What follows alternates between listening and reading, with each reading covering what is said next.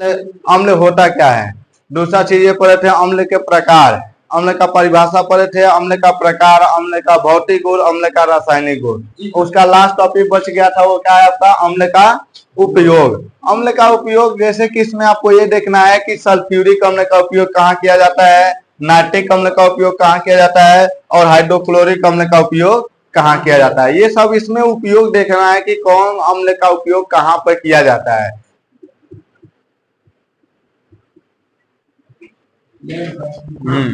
Lead battery और फिर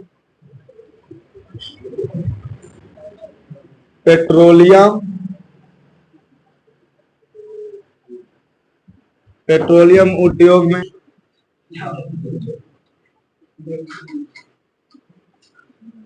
plastic बनाने में,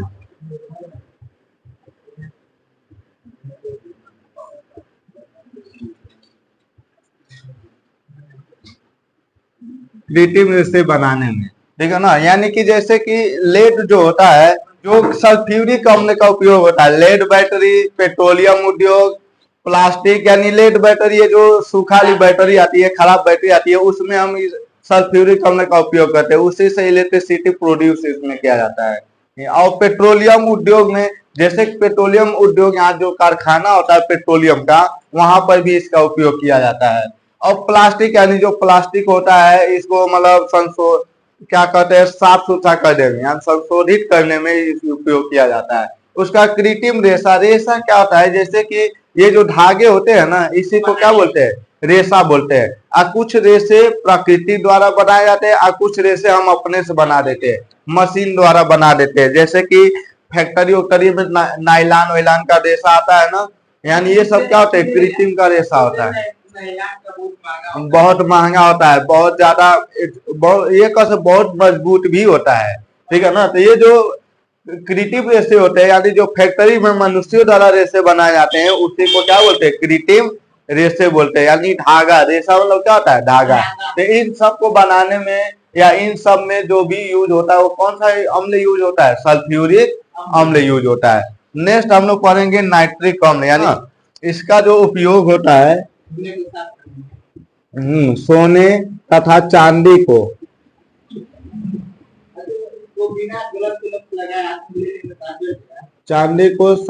साफ करने में कर सकते हैं, ठीक है ना। यानी कि जो सोना होता है, चांदी होता है, जैसे कहते हैं ना कि इसको हम मतलब क्लीन करवाते हैं, सब जाते हैं पानी वानी चढ़वाने, तो वो सब जो चढ़ाया जाता है, इसके ऊपर की गंदगी निकाला जाता है। और वो जो एसिड का यूज किया जाता है, कौन सा होता है, नाइट्रिक अम्ल। इन सबको डायरेक्टली हम हाथ पे साथ से टच नहीं करेंगे, क्योंकि बहुत खतरनाक अम्ल होता है ये सब, ठीक है ना। ये दोनों यदि एक बार मिल जाता है ना, तो एक ऐसा मतलब इतना, ये कह सकते इतना प्रबल अम्ल बन जाता है कि सोने जैसे ठोस धातुओं को भी गला सकता है। तो हमारा हाथ क्या चीज है, जो सोना हम जानते हैं कठोर होता है, उसको जब ये मतलब अम्ल गला दे रहा है, तो हमारा हाथ तो आसानी से गल जाएगा, ठीक है। तो यानी कि इसका उपयोग हम कहाँ करते हैं, सोने तथा चांदी को साफ कर देने।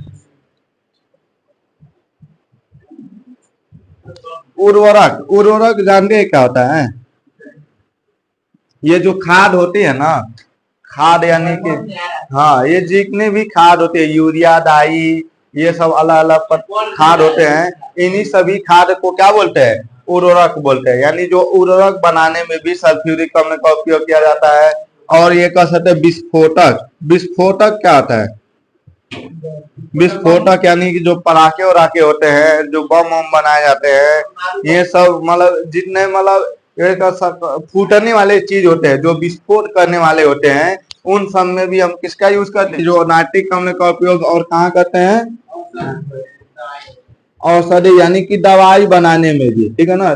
औषधि में भी इसका हम क्या करते हैं, उपयोग करते हैं। यानी कि ये सब आपको एकदम याद होना चाहिए, ताकि नाइट्रिक अम्ल का जब भी आपको उपयोग आ जाए, तो आपको ज्यादा नहीं, 2-3 ही है, इसमें तीनों लिख देंगे, आराम से नंबर मिल जाएगा। उसका तीसरा नंबर क्या है कि जो हाइड्रोक्लोरिक अम्ल है, वस्त्र जो होता है यानी कपड़े जितने होते हैं, इसको रंगने में यूज किया जाता है, ठीक है ना। क्या करने में, रंगने में यूज किया जाता है। और मान लेते हैं धातु है, लोहा जैसे धातुएं जो है, इनको पेंट पॉलिश करने से पहले उसको साफ करने के लिए भी हम किसका यूज करते हैं, हाइड्रोक्लोरिक अम्ल का। यानी कि धातु को, यानी लोहे जैसे धातु को,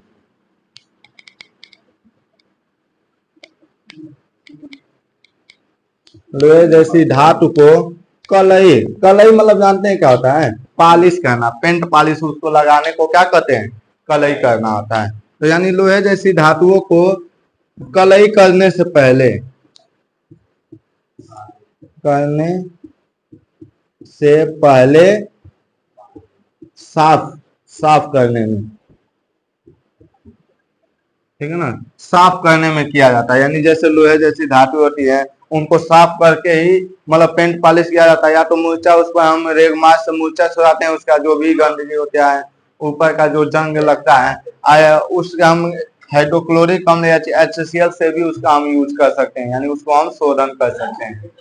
ठीक है, क्षार है, ठीक है ना। अब हम क्या पढ़ने वाले हैं, क्षार।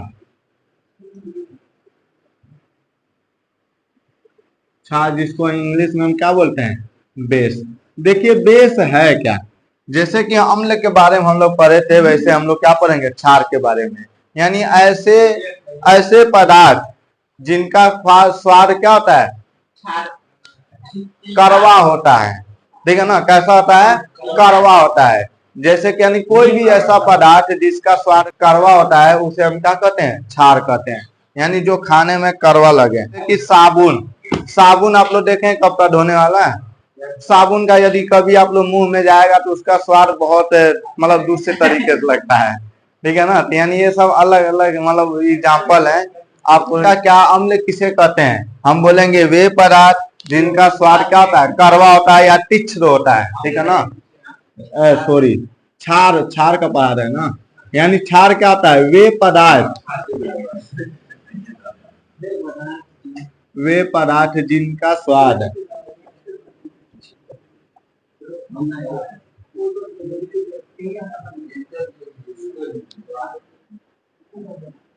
कड़वा या तीक्ष्ण होता है।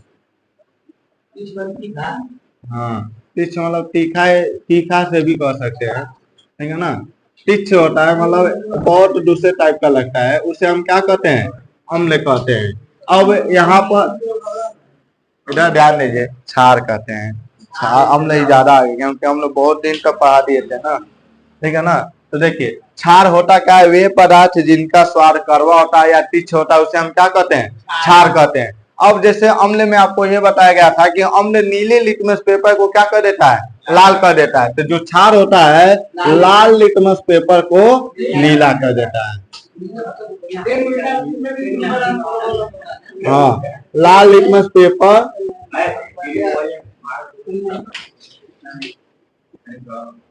पेपर को नीला कर देता है, ठीक है ना। ये जो आपका है सेकेंड पॉइंट इसमें है कि जो ऐसा पदार्थ है जो लाल लिटमस पेपर को क्या कर दे, नीला कर दे, उसे क्या कहते हैं, क्षार कहते हैं। इसमें अर्हेनियम, ये तो आपका छोटे क्लास के लिए ये सब फार्मूला डिफिनेशन यूज किया जाता है।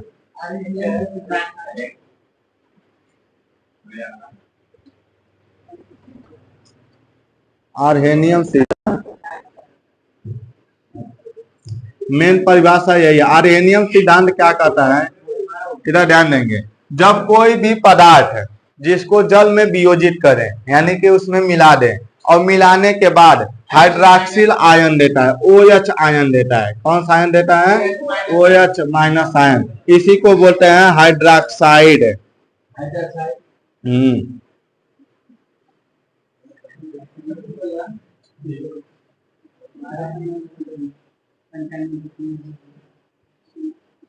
यानी वे पदार्थ जो कौन सा आयन देता है, हाइड्रॉक्साइड आयन देता है, उसे हम क्या कहते हैं, क्षार कहते हैं। यानी जल में घुलकर, जैसे अम्ल जल में घुलकर हाइड्रोजन आयन दे रहा था, वैसे ही जो क्षार होगा जल में घुलेगा तो कौन सा आयन देगा, हाइड्रॉक्साइड आयन देगा। उस यानी उसे हम क्या कहते हैं, क्षार कहते हैं। और इसमें कह सकते हैं कि जो क्षार का परिभाषा होगा जी इसके अनुसार हम देंगे, क्योंकि जब भी आप 10th में लिखेंगे तो मेन डिफिनेशन यही होगा। यानी वे पदार्थ जो जल में वियोजित होकर हाइड्रॉक्साइड आयन देते हैं उसे क्या कहते हैं, क्षार कहते हैं। इसके ऊपर हम थोड़ा बहुत ये बता देंगे कि क्या होगा, वे पदार्थ जिनका जिनका स्वाद क्या होता है, जिनका स्वाद कड़वा होता है या तिक्ष होता है, तथा लाल लिटमस पेपर को क्या कर देते हैं, नीला कर देते हैं, उसे हम क्या कहते हैं, क्षार कहते हैं। आर्हेनियम सिद्धांत के अनुसार क्षार क्या होता है कि वे पदार्थ जो जल में वियोजित होकर हाइड्रोक्साइड आयन देते हैं उसे हम क्या कहते हैं, क्षार कहते हैं। तो ये आपका हो जाएगा क्षार का डिफिनेशन। इसमें एग्जांपल में साबुन आ जाएगा। हाँ, साबुन, साबुन ये आपका क्या होता है, क्षार होता है। ठीक है, यानी कि इसमें आप ये सभी लोग नोट कीजिए, उसका नेक्स्ट जो है टॉपिक हम नेक्स्ट टाइम में देखते हैं इसको।